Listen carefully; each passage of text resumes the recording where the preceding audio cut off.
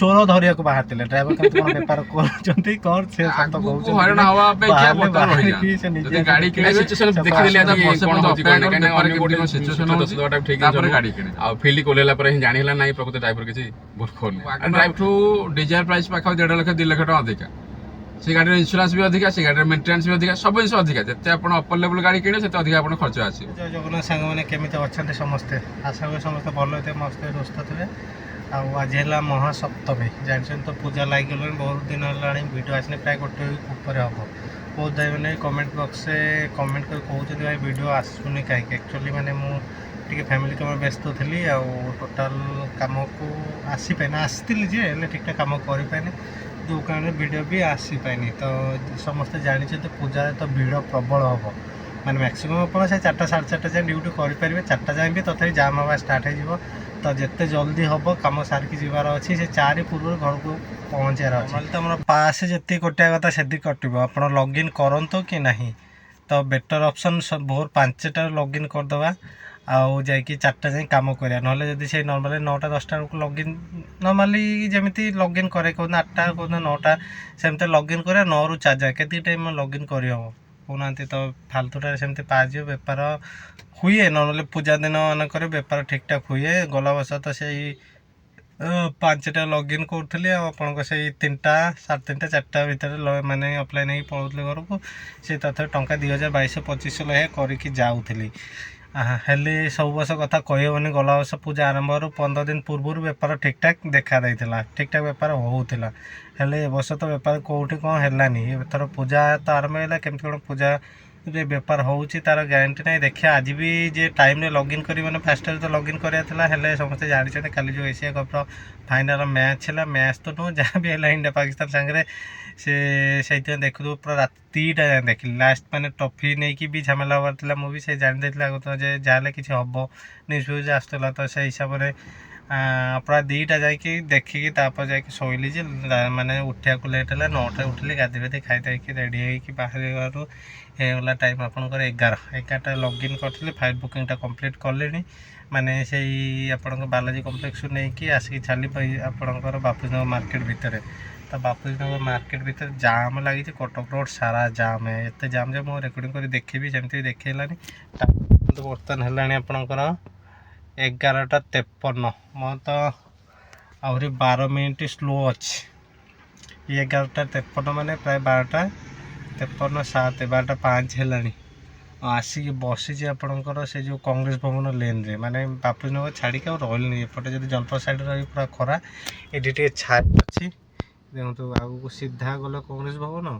ଆଉ ପଛପଟେ ସେ ମାର୍କେଟ ବିଲ୍ଡିଂ ଏରିଆ ଆଉ ମୋ ପଛପଟେ ବୋଧେ ଗାଡ଼ି ଆହୁରି ଆପଣଙ୍କୁ ଦେଖାଉଛି କେତେଟା ଗାଡ଼ି ମାନେ ସମସ୍ତେ ଖରା ଟାଇମ୍ଟା ବୁକିଂ ବୋଧେ ବାଜୁନି ଏତେ ଆଉ କାହାକୁ ଫୋନ୍ ଫାନ୍ କରିନି କେତେ କ'ଣ ବୁକିଂ ବାଜୁଛି କି ନାହିଁ ମୁଁ ବାହାରି ପଡ଼ିଲିଣି ଦେଖନ୍ତୁ ପୁରା ଗୋଟେ ଲାଇନ୍ ଯଦି ଆପଣଙ୍କୁ ଦେଖେଇବି ଏପଟ ଲାଇନ୍ଟା ପୁରା ସିଧା ଏ ଯେଉଁ ଡିଜାୟାର ପଛ ପଛେ ସବୁ ଗାଡ଼ି ଲାଗିଛି ଏପଟେ ବି ସେ ଯେଉଁ ଆଗରେ ଗୋଟେ ଡିଜାୟାର ତାପରେ ଏ ଅଟୋ କହିବାକୁ ଗଲେ ଗାଡ଼ି ଆପଣଙ୍କର ନହେଲେ ଏଇ ଲାଇନ୍ରେ ଛାଇ ସକାଶେ ଗାଡ଼ି 8ଟା 10ଟା ଗାଡ଼ି ଥିବ ଯେହେତୁ ମୁଁ ଆସିଲି ସେପଟୁ ମୁଁ ଦେଖି ଦେଖି ଆସିଲି ସେ ଯାହା ବି ହଉ ଦେଖିବା 4ଟା ସୁଦ୍ଧା ତ ଅଫଲାଇନ୍ ହେଇଛି ବର୍ତ୍ତମାନ 12ଟା ହେଲା 12ଟାରୁ 1 2ଟା 3ଟା 4ଟା ମାନେ 4 ଘଣ୍ଟା ଅଛି 3 ଦିନିଆ ପାସ୍ ନେଇଛି ଆଉ ଯେଉଁ ଦିନିକିଆ ପାସ୍ ନେଇ 3 ଦିନିଆ ପାସ୍ ଖାଇକି ନେଇଛି ଟିକେ କମ୍ ପଡ଼ିବ ସେ ଯାହା ବି ହଉ ଟୋଟାଲ୍ 4 ଘଣ୍ଟାରେ ଗୋଟେ ବୁକିଂ କଲି 117 ଟଙ୍କା ନା 18 ଟଙ୍କା ମିଳିଛି ସେଇଟା ଅନଲାଇନ୍ ପେଡ୍ କରିଦେଇଛି ମାନେ ଉବେରରେ ଯେଉଁ ପାସ୍ ସେ କଟିଗଲା ତା ଦେହରେ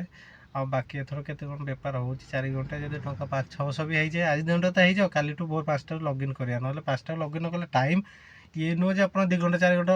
ମାନେ ଲଗ୍ଇନ୍ କରି ତା ଦେହରେ ଆପଣଙ୍କ ଟଙ୍କା ପୂଜା ସକାଶେ ବେପାର ଠିକ୍ଠାକ୍ ହେଉଛି ବୋଲିକି ଟଙ୍କା ଆପଣଙ୍କ 1500 2000 କମେଇଦେବେ ସେଇ ଭୋର 5ରୁ ଲଗ୍ଇନ୍ କରିବାର ଅଛି ଭାଇ ମୁଁ ତ ପଳେଇ ଆସିଲି 11ଟା ବେଳକୁ ନ ଆସିଲେ ମୋତେ ଭଲ ହେଇଥାନ୍ତା ଇଏ ଆମର ସେଇ 7ଟାରୁ ଲଗ୍ଇନ୍ କରିଛନ୍ତି ଜାଣିଛନ୍ତି ସେ ପୁणे ପିଲା ଆମର ଜାଣିଛନ୍ତି ଯେ ଆପଣଙ୍କର ବେପାର ହେବ ପୂଜାରେ ସେ ଜଲ୍ଦି ଲଗ୍ଇନ୍ କରିଦେବେ 400 ଟଙ୍କା ନା 500 ଟଙ୍କା କରିକି ବସିଛନ୍ତି ଏ ମୁଁ ଯେଉଁଠି ଅଛି ଏବେ କଲ୍ କରିଥିଲେ ଯେ ସେଇ କଂଗ୍ରେସ ଭବନ ଲେନ୍ରେ ହିଁ ଅଛନ୍ତି ଆଗରେ ସେ କ'ଣ ଅଛି ମୁଁ ଯାଉଛି ତା ପାଖକୁ ଦେଖି ସେ ବି କେମିତି କ'ଣ ବେପାର କରିଛି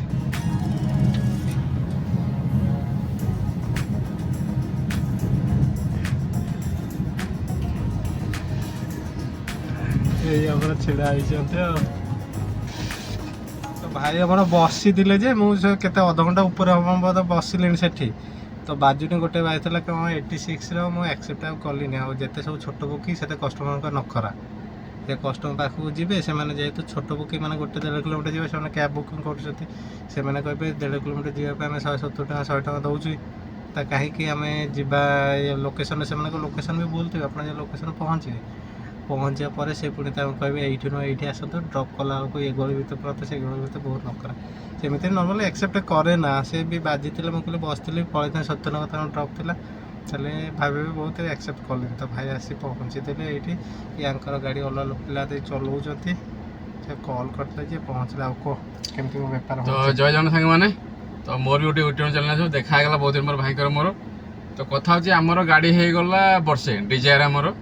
ଫାଷ୍ଟ ଆମେ ଚିନ୍ତା କରିଥିଲୁ ମାନେ ଭାଇନାରେ ଗାଡ଼ି ଅଛି ତ ଆମେ ଜବ୍ କରୁଛୁ ଭାଇର ତାର ପ୍ରଫେସନାଲ୍ ଟ୍ୟୁସନ୍ ଅଛି ତ ଆମେ ପ୍ଲାନିଂ କରିଥିଲୁ ଯେ ଗାଡ଼ି ଯଦି ଆଣିବା ଆଉ ଏମିତି ପର୍ସନାଲ୍ ୟୁଜ୍ ପାଇଁ ଯଦି ହେବ ଦରକାର ହେଲେ ଆମେ କିଛି ଭଡ଼ା ବି ଲଗାଇ ପାରିବା ଗାଡ଼ିଟାକୁ କାହିଁ ଠିଆ କରିବା ତ ଆମେ ସେଥିପାଇଁ କମର୍ସିଆଲ୍ ପର୍ପଜ୍ରେ ଆଣିଲୁ ତେଣୁ ଆଣିଲେ ଯେଉଁ ଦେଶରେ ପ୍ରଥମେ ଗାଡ଼ି ବହୁତ ଭଲ ବେପାର ଥିଲା 8 ମାସ ପାଖାପାଖି ଆମେ ଡ୍ରାଇଭର ରଖିଲୁ ସେ ଡ୍ରାଇଭର କଥା ହେଲୁ ଯେ ଅଧା ଅଧା ହେବ ବେପାର ବହୁତ ଭଲ ଥିଲା ଆମକୁ ଠିକ୍ ଠାକ୍ ଚାଲିବ ଗାଡ଼ି କାହିଁ ଥୋଇବା ସେଇ ପଇସା ଆମର ଉଠିଯିବ କିନ୍ତୁ ଠିକ୍ 8 ମାସ ଗଲା ପରେ ବେପାର ତ ନହେଲା ଡ୍ରାଇଭର କହିଲା ଆଜ୍ଞା ମୁଁ ଗାଡ଼ି ଆଉ ଚଲେଇବିନି କାହିଁକିନା ମୋତେ ପୋଷଉନି ଆରେ କ'ଣ ହେଲା କାହିଁକିନା ଆମର ସେ ଇନକମ୍ ଅଛି ସେ ତ ସେଇଥିରୁ ଚଳୁଛି ନା ତେଣୁ ସିଏ କହିଲା ମୁଁ ଆଜ୍ଞା ରହିବିନି ମୁଁ ଅଲଗା ଗୋଟେ ଜାଗାରେ ଗାଡ଼ି ବୁଝିଛି ମୋ ସାଲାରୀ ହିସାବରେ ମୁଁ କରିବି କହିଲା ହଉ ଠିକ୍ ଅଛି ତୁ ବେକାର କାହିଁ ଅଲଗା ଜାଗାରେ ଯିବୁ ଭଲ ଡ୍ରାଇଭରଟା ଆମର ତୁ ନହେଲେ ରହିଯା ଆମେ ତ ସାଲାରୀ ଜାଗାରେ ଦେବୁ ସାଲାରୀ ଯାହା ଫିକ୍ସ ହେଲା କିନ୍ତୁ କଥା ହେଉଛି ବର୍ତ୍ତମାନ ସେ ସାଲାରୀ ସିନା ସେ ନେଇଯାଉଛି ପାଖାପାଖି 3 ମାସ ହେଲାଣି ଭାଇର ମୋର ମିଶିକି ଆମେ ତା ଡ୍ରାଇଭର ମାନେ ସାଲାରୀ ପଇସା ୱିଥ୍ EMI ପଇସା ଦେଉଛୁ ମାନେ ଯଦି ମାସକୁ ହିସାବ କରାଯାଏ 15,000 ବେପାର ବର୍ତ୍ତମାନ ଗାଡ଼ିରୁ ବାହାରିବାଟା ଭାରି କଷ୍ଟ ଯେହେତୁ ପୁରୁଣା ପିଲାଟା ରହି ତାକୁ ତ ବାହାର କରିହେବନି ତେଣୁ 3 ମାସ ହେଲାଣି ଆମେ 5,000 ଲେଖାଏଁ ସାଲାରୀରୁ ତାକୁ ଏକ୍ସଟ୍ରା ଦେଉଛୁ ଗାଡ଼ି ଧର 10,000 ବାହାରୁଛି ଆମେ ତାକୁ 5,000 ଲେଖାଏଁ 3 ମାସ ହେଲାଣି ଦେଉଛୁ ଆଉ ପାଖାପାଖି 6 ମାସ ହେଲାଣି ମାନେ ଆମେ ହାତରୁ ଦେଉଛୁ EMI ତେଣୁ ଯେଉଁ ଭାଇମାନେ ଗାଡ଼ି ଧର କଲ କି ମନ କରିକି ହଁ ମୁଁ ଚଲେଇଦେବୁ ଗାଡ଼ି ଭୁବନେଶ୍ୱରରେ ଆଣନ୍ତୁ କିନ୍ତୁ ବହୁତ ହଇରାଣ ହେବେ ଆଉ ଗୋଟେ ଜିନିଷ ହେଲା ଯଦି ଗାଡ଼ି ଚଲେଇବାକୁ ଚାହୁଁଛନ୍ତି ଆପଣ ପୁରୁଣା ଚିହ୍ନା ପରିଚୟ ଅଛନ୍ତି ତ ନିହାତି ମାସକୁ 12-13ଟା ଭଡ଼ା ପର୍ସନାଲ୍ ଭଡ଼ା କରିପାରିବେ ମୋ ଭାଇଟି ପୁରା ଗାଡ଼ି କିଣେ ନହେଲେ ହାତ ଯୋଡ଼ିକି ରିକ୍ୱେଷ୍ଟ କରି ଜମା ବି ଗାଡ଼ି ଲାଇନ୍ରେ ପଶନ୍ତୁନି ଆଉ ମୋତେ ଏକୁଟିଆ ନୁହଁ ଅନ୍ୟ ସମସ୍ତଙ୍କୁ 10-12 ଜଣ ଡ୍ରାଇଭର ଭାଇକି ପଚାରନ୍ତୁ ଯେ ସିଚୁଏସନ୍ ବର୍ତ୍ତମାନ କ'ଣ ଅଛି କାହିଁକିନା ଏ ଭାଇ ଆମର ଭାରି ସଚୋଟ ଲୋକ ମୁଁ ଭାଇ ମିଛ କହିବା ଲୋକ ନୁହଁ ଆମେ କାହାକୁ ହଇରାଣ କରିବୁନି କିନ୍ତୁ ମୋ କହିତେ ଆଗକୁ ହଇରାଣ ହେବା ଅପେକ୍ଷା ବର୍ତ୍ତମାନ ରହିଯାଆନ୍ତୁ ଯଦି ଗାଡ଼ି କିଣିବେ ଆସନ୍ତା ବର୍ଷେ ପର୍ଯ୍ୟନ୍ତ ଅପେକ୍ଷା କରୁ ବେପାର କେମିତି କ'ଣ ସିଚୁଏସନ୍ ହେଉଛି ତାପରେ ଗାଡ଼ି କିଣିବେ ବର୍ତ୍ତମାନ ଆପଣ ଆଖି ବୁଝି ଖାଲି ପ୍ରତି ଛକରେ ବୁଲି ଆସନ୍ତୁ ଯେ ଗାଡ଼ି ବର୍ତ୍ତମାନ ମାର୍କେଟରେ କେତେ ଅଛି ଧର ମୁଁ ମିଛ କହିଲି ଆଉ 5 ଜଣ ଭାଇକି ପଚାରନ୍ତୁ ଯଦି ଆପଣ ଠିକ୍ ଲାଗିଲା ନାଇଁ ଗାଡ଼ି କିଣିଲେ ମୋର 2 ପଇସା ହେବ ତାହେଲେ ଗାଡ଼ିକି ଓହ୍ଲାନ୍ତୁ ଆମର ଜଣେ ରିଲେଟିଭ୍ ସିଏ କ'ଣ କଲେ ମଝିରେ କହିଲେ ଗୋଟେ ଏଟିଆ କିଣିବା ପାଇଁ ମୋତେ କହିଲେ କେମିତି କ'ଣ ମୋର ସିଚୁଏସନ୍ ଭାଇ ଏଇଆ ଅଛି ସିଏ ପୁଣି ବିଚରା କ'ଣ ନୂଆ ବାହା ହେଇଛି ତାର ଝିଅଟା ଏବେ ହେଇଛି 2 ମାସର ସିଏ ପୁଣି ତା ସ୍ତ୍ରୀ ସୁନା ବନ୍ଧା ପକେଇକି ଆଣିବ କହିଲା ଏଟିକା ମୁଁ କହିଲି ଭାଇ ଜମା ବସ ନା ସିଏ ପୁଣି ପ୍ରାଇଭେଟ୍ ଗାଡ଼ି ଚଲା ତାର ପଇସା ଭଲ ହେଉଛି ଭାଇଙ୍କର ଗୋଟେ ବାଜିଲାଣି ତ ତେଣୁ ବର୍ତ୍ତମାନ ସିଚୁଏସନ୍ ଏଇଆ ଅଛି ଆଉ ଆଜି ଗୋଟେ ଦିନ ଡ୍ରାଇଭର ଯାଇଛି ଛୁଟିରେ ତ ମୁଁ ସକାଳୁ ବାହାରିଗଲି ଆଜି ଦଶହରା ଆଜି ସପ୍ତମୀ ଗଲା ବର୍ଷ ବେପାର ଭଲ ଦେଇଥିଲା ଡ୍ରାଇଭର ତ ଏ ବର୍ଷ ଗଲା ଛୁଟି ପାଇଁ ହଉ ଭୁବନେଶ୍ୱର ଭଲ ମନ୍ଦ ଅଛି ମୁଁ ଏ ସକାଳୁ ମୋର ଅଫିସ୍ ଛୁଟି ଥିଲା ମୁଁ କହିଲି ପଳେଇବା ତ ବର୍ତ୍ତମାନ ସକାଳ ମୁଁ ଆସିଲି 8ଟାରୁ ମୁଁ କହିଲି ଗଲା ବର୍ଷ ବେପାର ଭଲ ହେଇଥିଲା ଆଉ ଡ୍ରାଇଭର ତ ନାହିଁ ସନ୍ଧ୍ୟା 4ଟା ପର୍ଯ୍ୟନ୍ତ ଚଲା ଦେଖିବା ଗହଳି ତ ନଥିବ ତା ଭିତରେ ବେପାର ଯାହା 1000-2000 କରି ଘରକୁ ପଳେଇବା ଫ୍ୟାମିଲି ତାପରେ ସନ୍ଧ୍ୟାବେଳକୁ ବୁଲିବା ପାଇଁ ବିଶ୍ୱାସ କରିବେନି ବର୍ତ୍ତମାନ 400-600 ଟଙ୍କା ମୋର ହେଇଛି ଚିନ୍ତା କରନ୍ତୁ ମୁଁ ବି ଖରେ ଖାଇଲିନି ଜଲ୍ଦି ପଳେଇ ଆସିଲି କାହିଁକି ଲୋକ ଆଜି ବେପାର ଭଲ ହେବ ବୋଲି ବର୍ତ୍ତମାନ ସିଚୁଏସନ୍ ଏଇଆ ଗୋଟେ ଜିନିଷ ହେଲା ବହୁତ ଭାଇମାନେ ମୋତେ କମେଣ୍ଟ କରିକି ବି ପଚାରୁଛନ୍ତି ଆଉ ଭାଇ ନୂଆ ଗାଡ଼ିଟା ଆଣିବି ଆଉ କେମିତି କ'ଣ ବେପାର ମୁଁ ସମସ୍ତଙ୍କୁ କହୁଛି ଭାଇ ଗାଡ଼ି କିଣିବା ପୂର୍ବରୁ ଫାଷ୍ଟ କାହା ଗାଡ଼ି ଚଲାନ୍ତୁ ନିଜ ରିଲେଟିଭ୍ କିଏ ଅଛି ଚଲାନ୍ତୁ ଚଲେଇକି ଦେଖନ୍ତୁ ବୁଝନ୍ତୁ କେଉଁଭଳି ବେପାର ଚାଲିଛି ନହେଲେ ଗାଡ଼ିଟା ନୂଆ ଗାଡ଼ି କିଣିକି ଫସିଯିବେ ତାପରେ ଆଉ ଗୋଟେ ଜିନିଷ ହେଲା ରିସେଣ୍ଟଲି ଭିଡ଼ିଓ ଗୋଟେ ମୁଁ ପକାଇଥିଲି ଭାଇ ବର୍ତ୍ତମାନ ଯେଉଁ ସିଚୁଏସନ୍ କ୍ୟାବ୍ ଠୁ ଅଟୋରେ ଆହୁରି ଭଲ ଇନକମ୍ 2 ପଇସା ବଞ୍ଚେଇ ହେଉଛି ହେଲେ ସେ ଜିନିଷ ମାନେ ବହୁତ ଭାଇମାନେ ଯେଉଁ କ'ଣ ମୋତେ ମାନେ ରିପ୍ଲାଏ କଲେ ମୋତେ ଯାହା ଲାଗୁଛି ଅଟୋ ଭାଇମାନେ ଯେ ଅଟୋରେ ମାନେ 20 କିଲୋମିଟର ଗଲେ ମିଳୁଛି ଆମକୁ 200 ଟଙ୍କା 250 ଟଙ୍କା ସେଇଟା ଯଦି ଆମେ ଯଦି କଟକ ନ ଯାଇକି ଭୁବନେଶ୍ୱର ଭିତରେ ବି ସେ କ୍ୟାବ୍ରେ ଯାଉଛେ से 20 किलोमीटर आमको मिली 300 टका माने ऑटो आउ कैब भितर बेसी डिफरेंस नहीं 10 किलोमीटर 20 टका 30 टका डिफरेंस जदि आप 20 किलोमीटर जाऊँगी तो 20 किलोमीटर जगार माने जदि ऑटो रे आपन को देला 250 टका तो आमर जो कैब रे मिलूँ आपन को से 300 310 15 ताले देखो ऑटो माइलेज आप 50 आमर माइलेज 20 22 सीट भी समस्ते जानते तो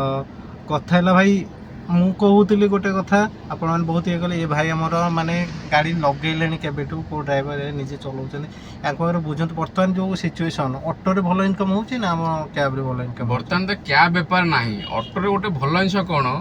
ना आपड़ सब भड़ा पाइबे देखो ऑटो गोटे प्लस पॉइंट कौन ना आमर बर्तमान ओला उबर हो ओडिशा यात्री हो कि जहाँ भी हो आमको बुकिंग बाजिले आम जीवु जदि पर्सनल भड़ा चिन्हा ना तो घर बस कि जब आम तो ड्राइवर चले दौचे सी अलग आम इनकम सोर्स जब रही छाड़ू आज ड्राइवर हिसाब से चिंता कराए तो जदि कार चलते ये सिचुएसन आसो कि ऑटो गोटे भल जिन कौन ना आप मार्केट खाली ऑटोटा धरी बुलवे ना गोटे छक आउ गोटे छक आप बेपार बाहर पड़े कम से कम आप गाड़ी EMI हो और निजे खर्च आप निहत 100% बाहर जाए यहाँ हूँ गोटे ऑटो मो नॉलेज जी हुए सपोज आम रात 10टा बेलू जाकि 9:30 बेलू गोटे स्टेशन बाजिला पटिया नहीं कि गलु 9:30 10टा होगा से बेलू रिटर्न आसला बेलू आमर बुकिंग जब आम बाजिला ताले आम रिटर्न नहीं आसबू आदि आमर सेठू बुकिंग न बाजिला खाली नहीं फेरबू हेले ऑटो रे भाई सेठू आसला बेलू आप ऑटो जब मास्टर आसवे पटिया कम से कम 2-4 जन लोक पलि आसवे यहाँ गोटे प्लस पॉइंट ऑटो रे आउ ऑटो गोटे भल जिन मुझे मार्केट स्टडी कली आम भाई जन अच्छी चिन्हा पड़े सी कहले तू गाड़ी कहीं किणलु आउ ऑटो कहीं नकल मुझे तो निजे चलेबार ना मुझे तो ड्राइवर रखा उद्देश्य था तेणु घर को जावाई हो कि कड़े जावाई गोटे गाड़ी एमती किणार फैमिली जावाई उद्देश्य आनी कि भाई बर्तमान बेपार बहुत भयंकर अच्छे तेणु आम चिंता कर हाथ में बाजिकी आम ड्राइवर को आम सालारी देवु तेणु बेटर हम गाड़ी थोड़ा बेटर हम कहीं गाड़ी चलला गाड़ी पुणी मेन्टेनान्स दरकार हम गाड़ी मेन्टेनान्स आप दिन को निहाती 100 टका धरतु तापर आम इन्शुरान्स सी भी धरतु 100 टका ड्राइवर खर्च अच्छी तेणु आ मस 2 मास अपेक्षा कर जदि सिचुएसन पुणी खराब है ड्राइवर कह भाई तू तो अलग जो गाड़ी को चला आम गाड़ी पर्सनल ठिया कर जुआड़े गला जमी प्लानिंग करूँ रख कथा भाई गाड़ी बहुत नॉर्मली वागनर चला आप माइंड रे गोटे डाउट थी भाई वागनर रे आपणकर प्राइवेट भाड़ा अधिका हुए आउ डिजायर हेले भल भाड़ा हम प्राइवेट भाड़ा भी अधिक मिल एमती भी जेहेतु डिजायर दुईटा ऑप्शन अच्छे आपणकर प्राइम प्लस उबेर गो जेहेतु मोर वागनर खाली उबेर गो ऑप्शन तो आपणकर डिजायर नेले डिजायर उबेर गो प्लस प्राइम तादे भल भड़ा हम भाई आपणकर कम भड़ा हो सदा आप कहते बेपार होनी ये होनी तो भाई को पचार एक्चुअली माने केते प्राइम बुकिंग केते आछी पर डे गाड़ी आमर पाखापाखि हो 1.5 वर्ष मु प्राइम बुकिंग बोधे देखे अनुमान 4टा कि 5टा मु पाई माने कस्टमर भी बहुत चालाक किंतु देखिया गले कोन जदि आपण चिंता करिवे नाही आमे कोन भाबिथिलु प्लानिंग थिला जे चिन्हा परिचय भितर जदि गाड़ी हमको मिली गला तो डिजायरटा लोग प्रिफर करिवे छोटो गाड़ी प्रिफर करिवेनी किंतु सबुठ बोका लोक जे से डिजायर किनिबो जोटा कि आमे हेलु काहे ना देखंतु वागनर ठू डिजायर प्राइस पाखा 1.5 लाख 2 लाख टका अधिका से गाड़ी इन्शुरान्स भी अधिका से गाड़ी मेन्टेनान्स भी अधिका सब जिन अधिका जिते आप अपर लेवल गाड़ी किणे से अधिक आप खर्च आसो किंतु मात्र 1.5 वर्ष भितर 4-5टा मैक्सिमम 10टा धरतु बाहर गोटे हिसाब करतु धर 10टा जो प्राइम भाड़ा मिलला से अनुसार 2 लाख अधिक गाड़ी केते ठीक आम सीना हाँ पर्सनल यूज में गाड़ी आनीचु जब आप आज ड्राइवर हिसाब से खाली गाड़ी इनकम कर परिवार मान चलने चिंता करेंगे कि परिवार पोषाई चिंता करेंगे तो मो मत ठीक डिसीजन नुह कहीं देखो जदि आप डिजायर भी से गोर बाजुची वागनर भी गोर बाजुची तेणु 2 लाख 2.5 लाख पकई रखी भाई किसी लाभ ना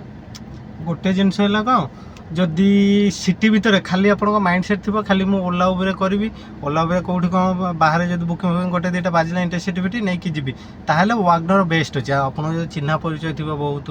माने आगु बहुत पुराना ड्राइवर होता तो अलग कार गाड़ी चलाऊे ताले आप डिजायर आनुचे ठीक अच्छे ना आप बहुत कस्टमर मार्केट जना अच्छे मसक ना 5-6टा आप प्राइवेट भड़ा मिल जाए तारी डिजायर आनतु किसी असुविधा ना आदि आप खाली सिटी भितर लोकाल भड़ा करेंगे लोकाल एमती भी बहुत गली कंदे अच्छी ये भाई अच्छा पचारतु केत कौ गली कंदी जाती से तार ड्राइवर भी फोन कर कही बोधे माने गाड़ी आम छोट गाड़ी तो बुले ही जाए केमती गोटे आग पछ करके बहुत एडजस्ट करके बुले दौ जेहेतु आमको आउ एत दिन है गाड़ी लाइन अच्छी भुवनेश्वर एरिया आमको जना है तो कौ गली केमती कौन सब भल मंद आमको जना तथापि बेले बेले एमती फसी जाऊे बहुत कष्ट बाहर की आसू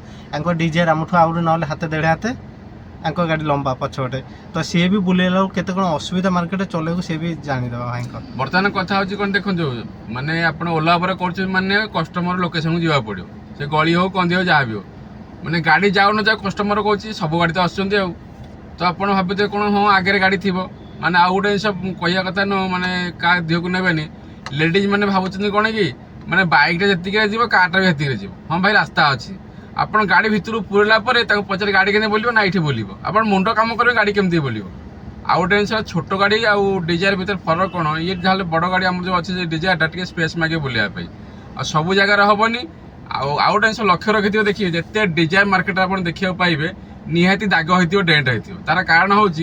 कस्टमर सब जगह डाकी जावाई आउ जो न जावा था आप गाड़ी नहीं पहुँचे जहाँफल कौन गाड़ी घसीवाटा निश्चित गाड़ी आम अलरेडी थे खराब माने कलर होती पुणी ए दशहरा पर आउे पुणी कराया पड़ो तेणु जदि आप खाली ओला पर चलने डिपेंड कर मो भाईटी पूरा हाथ जोड़ रिक्वेस्ट कर बड़ गाड़ी भूल आणतुनि भूल आणतु आ छोट गाड़ी आणतु आज एक्सप्रेस आणतु ना वागन आणतु खाली सीट्रे चलेबे ये सब गली कंदे जीव साइड आराम से स्पेस मांगोनी आराम से आप काट नहीं पड़ेबे आ डिजायर भूल जमा किणतु डिजायर हो एवरा हो आप कौन सेडान गाड़ी प्राइम गाड़ी किणतु जोटा कि आप खाली ओला पर चलना चाहते गोटे जिन से माने बहुत भाई मैंने भी एमती कॉल कर कहते भाई कौ गाड़ी आनी कौन आनी आउ कौ गाड़ी केमती भाई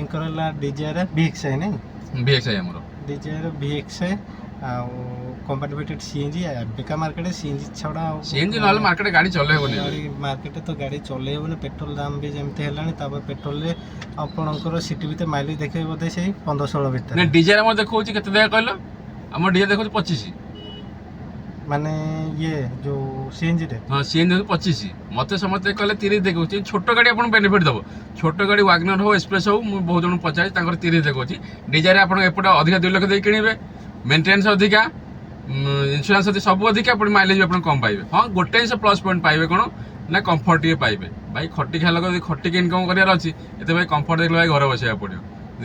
कंफर्ट खाली टे कौन गाड़ी स्पेस टे अधिक आराम से बसिक जी ना आउ किसी ना तेणु वागनर हो एक्सप्रेस हो ये गाड़ी चिंता कर जदि मुझे इन फ्यूचर भावी जदि पर्सनल गाड़ी के किणी गली ये गाड़ी जब आप पर्सनल रहा ना एक्सप्रेस कि छोटी गाड़ी मार्केट जावास करने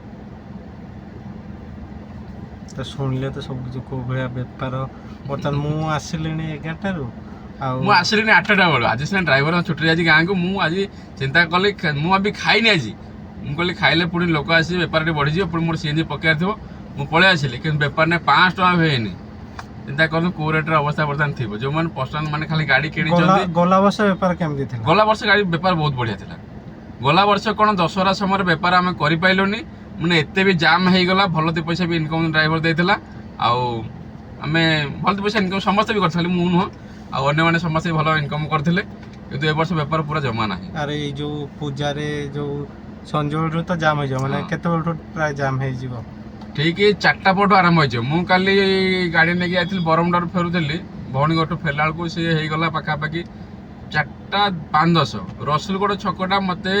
टर्न करके झारपड़ा पट को जावाई लगिगला मत 20 मिनट माने एते जाम था षष्ठी मैं ठाकुर मुह खोला है ना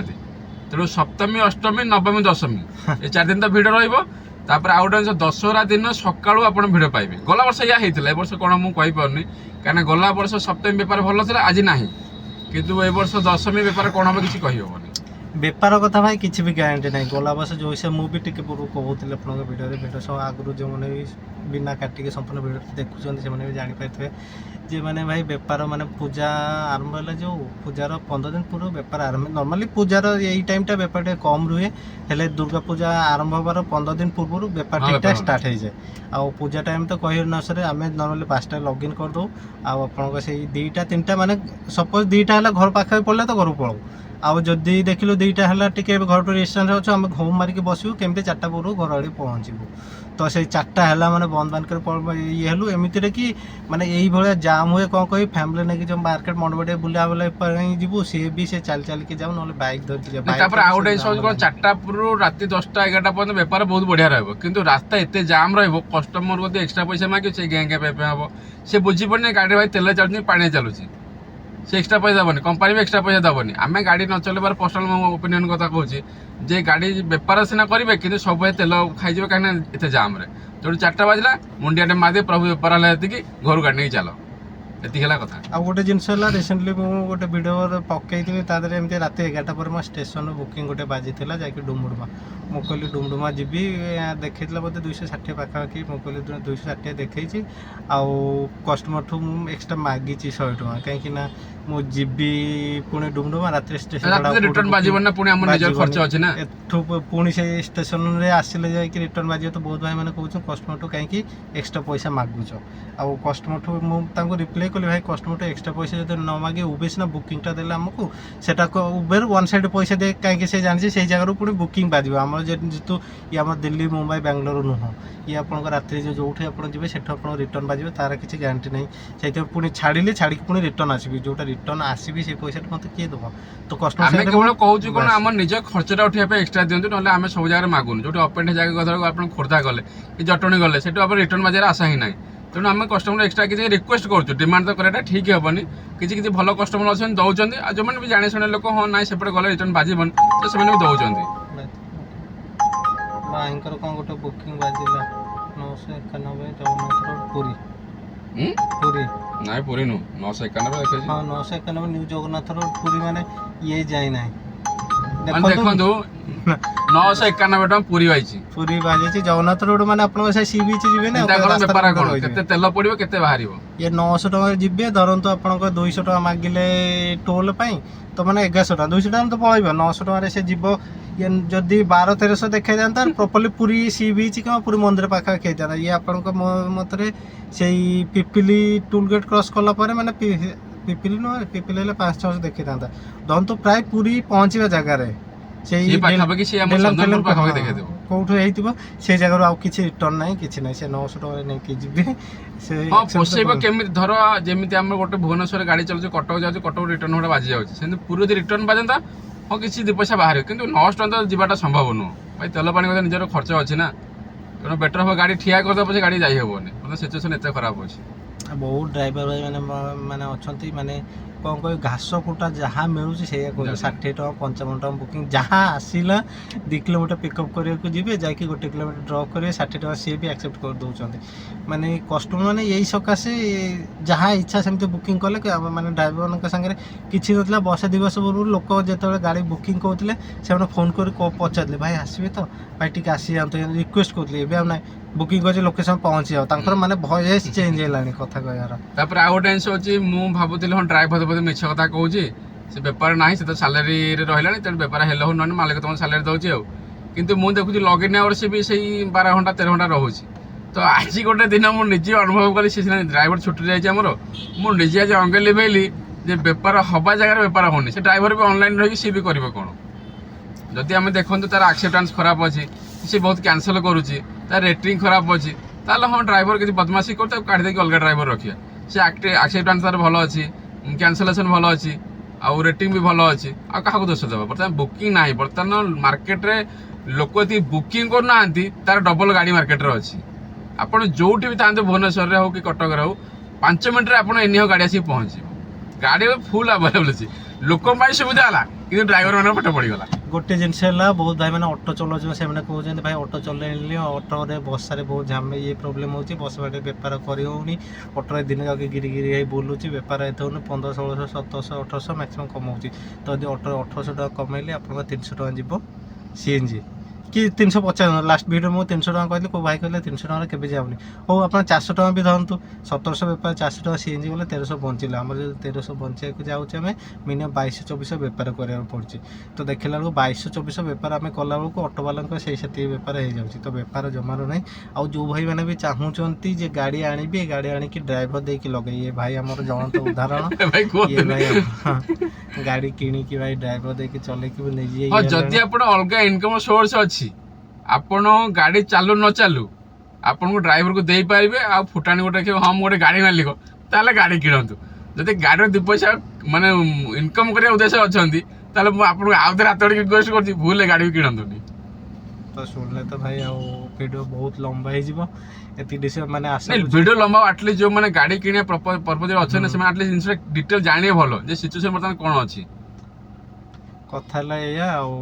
ଆପଣମାନେ ତ ଯେଉଁମାନେ ବି ମୋ କଥା ମାନେ ଟୋଟାଲି ଭାଇ ଏବେ ଗାଡ଼ି କିଣିକି ଯେଉଁ ଡ୍ରାଇଭର ଇଏ ଚକ୍କରରେ ଦେଇଦେବେ ଯେ ଅଲଗା କେଉଁଠି କାମ କରୁଛନ୍ତି ଗୋଟେ ଗାଡ଼ିଟା କିଣିକି ଡ୍ରାଇଭର ଲାଇନରେ ପୁରାଇଦେବି ଯେ ଗାଁରେ ଭଲ ପିଲା ଅଛନ୍ତି ଡ୍ରାଇଭର ମାସକୁ 12-14 ହଜାର ସେ ଆସିଯିବ। ହେଲେ ଯେଉଁ ମାସକୁ ଯେଉଁ 14,000ରେ ଯେଉଁ ଡ୍ରାଇଭର ଟିକେ ରଖିବେ ସେ ଡ୍ରାଇଭର ମାସେ ଚଲେଇଲା ପରେ ଯେଉଁ ମାର୍କେଟରେ ଯେତେ ଯେଉଁ ଡ୍ରାଇଭର ଅଛନ୍ତି ତାଙ୍କ ସାଙ୍ଗରେ ମିଳାମିଶା କରିବେ ତା ପର ମାସେ ସେ ଡିମାଣ୍ଡ କରିବେ 17-18 ହଜାର କହିବେ 12-14 ଘଣ୍ଟା ଖଟୁଛି ଖଟିକି ଆମର ଏତିକି ସାଲାରୀ ହେବନି। ସେଇ ଆପଣଙ୍କ ସେଇ ଡ୍ରାଇଭର ସାଲାରୀ ଦେବେ, ଗାଡ଼ି EMI ଦେବେ, ଗାଡ଼ି ତେଲ ଫେଲ ଇଏ ଭଲ ମନ୍ଦ ଯାହା ବି ହଉ ମୁଁ ଡାଇରେକ୍ଟ ଖୋଲିକି କହୁନି ସେ ଯାହା ତେଲ ଫେଲ ଯାହାରେ ଯାହା କଲା ସେ ଡ୍ରାଇଭର ତାର ପଶିଯିବ ଆପଣ ଖାଲି ଗାଡ଼ିଟା କିଣିବେ ମାସକୁ ଦେଉଥିବେ। ମୁଁ ନିଜେ ଆପଣମାନେ ବି ଜାଣିଛନ୍ତି ମୋର ଆଉ ଗୋଟେ ଗାଡ଼ିଟା ଅଛି ମୁଁ କହୁନି ମୋ ଡ୍ରାଇଭର ଏମିତି କଲା ମୋ ସାଙ୍ଗରେ କି ସେମିତି କଲା କିନ୍ତୁ କଥା ହେଲେ ଡ୍ରାଇଭରକୁ ଦେଇକି ଭାଇ କିଛି ବି ବଞ୍ଚୁନି। ମୁଁ ବର୍ତ୍ତମାନ ଫସିଅଛି କେମିତି କ'ଣ ସେ ଗାଡ଼ିଟାକୁ ବିଦା କରିବି। ଗାଡ଼ି ନିଜେ ଚଲେଇବେ ଭାଇ ଗୋଟେ ଜିନିଷ ଭଲ, ଡ୍ରାଇଭର ରଖିଲେ ନିହାତି ଗାଡ଼ିର ନିଶ୍ଚିତ ଟିକେ ଏପଟ ସେପଟ ହେବ, ଗାଡ଼ି ରେସେଲ୍ ଭାଲ୍ୟୁ କମେ ନା କାହିଁକିନା ନିଜେ ଚଲେଇଲେ ଖାଲ ଯେ ମୋ ଗାଡ଼ିଟା ହେଲେ ଆପଣ ଲୋଭ ହେବ ତାର କ'ଣ ଯାଉଛି ସେ ଡ୍ରାଇଭର ଲୋକ ସାଲାରୀ ନେଉଛି ସେ ଗାଡ଼ି ବାଡ଼େଇ ଯାଉ କ'ଣ ମାଲିକ ଦେବ ଏ ମେଣ୍ଟାଲ ଜିନିଷ ଟିକେ ରହିବ। ଗାଡ଼ି ଏଇ ଆଗରେ ଅଛି ବାକି ସେ କଂଗ୍ରେସ ଭବନ ପାଖରେ ବସିଥିଲୁ ମୋର ଗୋଟେ ବାଜିଥିଲା 152ର ବୁକିଂ ଆଉ ଭାଇଙ୍କ ତ ବାଜିଲା 991ରେ ପୁରୀ ଭାଇ ତ ଗଲେନି ଆଉ ବାହାରିଥିଲି ସକାଳେ ବହୁତ ମାନେ ମାଇଣ୍ଡ ମେକଅପ୍ ଅଲଗା କରିକି ଭାବିଥିଲି ନା ମୁଁ ସକାଳୁ ଆଜି ସେ ଉଠିଲା ମାନେ ବାହାରେ ଲେଟ୍ କଲେ ମୁଁ କହିଲି ଭାଇ ଆଜି ବେପାର ହବ ସେ କହିଲେ ମୋର କାମ ଅଛି ମୁଁ କହିଲି ଯେତେ କାମ ଥିବ ଆଜି ପଳେଇ ଆସେ ବେପାର ଭଲ ହବ କିନ୍ତୁ ସିଚୁଏସନ୍ ବର୍ତ୍ତମାନ ଏଇଆ ଆମେ ଗାଡ଼ି ଗଡ଼େଇ ଦିନ ପୁଣି ଏକାଠି ଦେଖା ହେଲା। ମୁଁ ପୁଣି 3 ଦିନ ପାଇଁ ମାନେ ପାସ୍ ନେଇଛି କାଲି ବାହାରିବି 5ଟାରୁ ଆଜି ତ ଆଉ ଇଚ୍ଛା ହେଉନି କାମ କରିବାକୁ ତଥାପି ଯେହେତୁ ପାସ୍ ନେଇଛି ଭାବୁଛି ଆଉ 1-2ଟା ବୁକିଂ ଯେମିତି କରିବି। 152 ଟଙ୍କା ଗୋଟେ ବୁକିଂ ଆସିଥିଲା ଆକ୍ସେପ୍ଟ କରିଦେଇଥିଲି ଯେହେତୁ ଭାଇ ସାଙ୍ଗେ ଦେଖା ହେଲେ ମୁଁ ଆକ୍ସେପ୍ଟ କଲିନି। ଆଉ ଆପଣମାନେ ବହୁତ କମେଣ୍ଟରେ କହୁଛନ୍ତି ଭାଇ ଆଉ ଭିଡ଼ିଓ ଆସୁନି ଆକ୍ଚୁଆଲି କଣ୍ଟେଣ୍ଟ ମୋ ଦରକାର। ଜିନିଷଟା ହେଲା ମୁଁ ଚାହୁଁଥିଲି ଲାଷ୍ଟ ଭିଡ଼ିଓରେ ଯେଉଁ ପକେଇଥିଲି ଯେଉଁ ଅଟୋ ଆଉ କ୍ୟାବ୍ ବିଷୟ ଡିଫରେନ୍ସ ମୁଁ ଚାହୁଁଥିଲି ଆକ୍ଚୁଆଲି ମାନେ ଯେଉଁମାନେ ବି ଗାଡ଼ି କିଣିବାକୁ ଚାହୁଁଛନ୍ତି ଆକ୍ଚୁଆଲି ସଦାବେଳେ ମୁଁ କହୁଛି ଆପଣମାନେ କହୁଛନ୍ତି ଯେ ଭାଇ ସଦାବେଳେ ଆପଣ ଡିମୋଟିଭେଟ୍ କରୁଛନ୍ତି ଆପଣ ବେପାର ହେଉନି ଇଏ ହେଉନି ତ ଖାଲି ମୁଁ କହୁନି ଏ ଭାଇ ଆମର ବହୁତ ପୁରୁଣା